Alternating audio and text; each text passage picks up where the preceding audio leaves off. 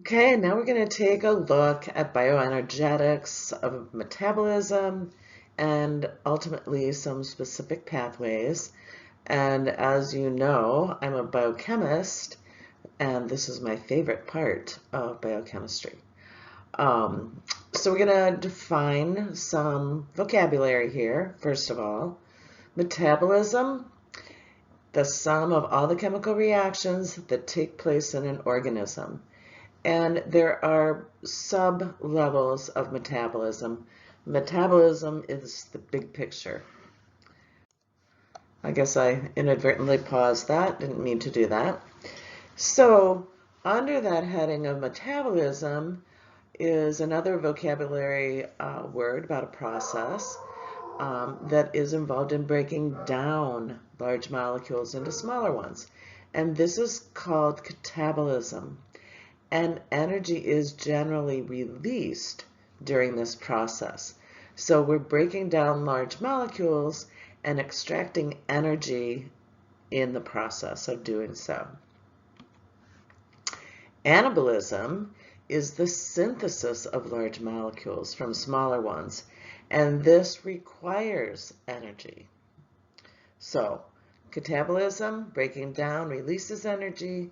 Anabolism, building, we need to absorb energy.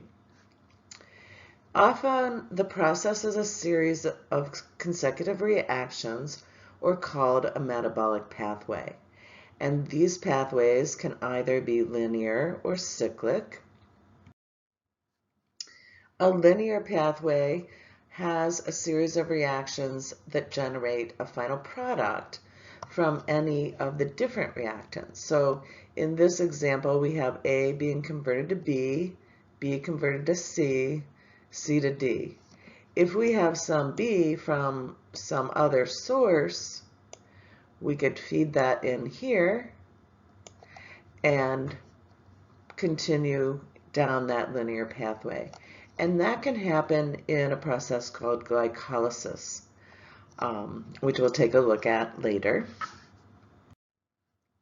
Cyclic pathway is a series of reactions that ultimately regenerates the first reactant or substance in that cyclic pathway. So for example, we have A converted to B, B converted to C, C to D, and then E is converted back to A. So the original substance that was started with. And you will see this in the citric acid cycle,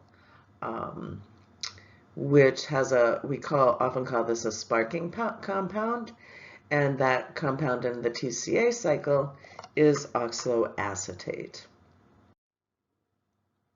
So energy production occurs in the mitochondria. You might have heard the mitochondria be called the powerhouse of the cell, and there are many mitochondria that are generating energy. These are organelles, and they are in the cytoplasm of the cell. They have both an inner and an outer membrane and have very many folds or invaginations in their structure, which we'll look at momentarily, and there are enzymes embedded in these membranes. The area between the two membranes is called the inner membrane space, and it plays an important role in some pathways. And the area enclosed by the inner membrane is called the matrix, and this is where the energy production occurs.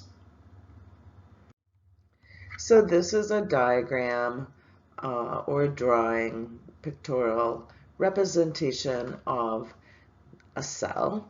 And as you can see, there are many mitochondria. There are far more than what is represented here. And here's the cytoplasm. This is a blown up section of a mitochondria. So here we have an outer membrane. Here we have the inner membrane. This is the inner membrane space. And this is the matrix inside that inner membrane. Very important organelle. So this is an overview now of metabolism. There are 4 stages. This addresses the first stage, and that begins with digestion. Okay, we consume food, and digestion begins by or with the function of enzymes in our saliva, stomach, and intestines. So it begins on our mouths, obviously. Also, as a part of that digestion is mastication, just the action of chewing food. But the saliva contains enzymes that also catalyze the beginning of the breakdown of the biomolecules that we consume. Those biomolecules are triacylglycerols, or fats, sugars in the form of carbohydrates, and of course protein. Triacylglycerols will ultimately be broken down to fatty acids and glycerol, carbohydrates to monosaccharides, proteins to amino acids. So carbohydrates are hydrolyzed. We know they can be hydrolyzed into monosaccharides. And the enzyme involved in this hydrolysis is called amylase. And amylase enzymes are found in the saliva and also the small intestines. So here we have a segment of some form of starch molecule. We can't tell if it has branches or not. We only see 2 of the glucose molecules here. But amylase and water, as a result, we get the monosaccharide glucose. Protein digestion begins in the stomach with stomach acid. And the acid in the stomach denatures the protein. And we have discussed protein denaturation. Acid treatment is one way to do that.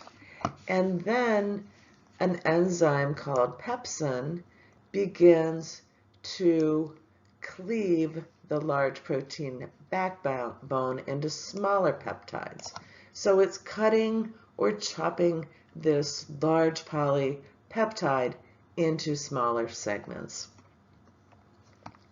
Then, when these protein segments reach the small intestines, trypsin and chymotrypsin, 2 other enzymes, start chopping those peptides up into individual amino acids. So here we have a protein segment. We can't see how much there is, but let's just say this is a dipeptide that has resulted from pepsin treatment. Oh, this is pepsin treatment, sorry. That's not a very good depiction.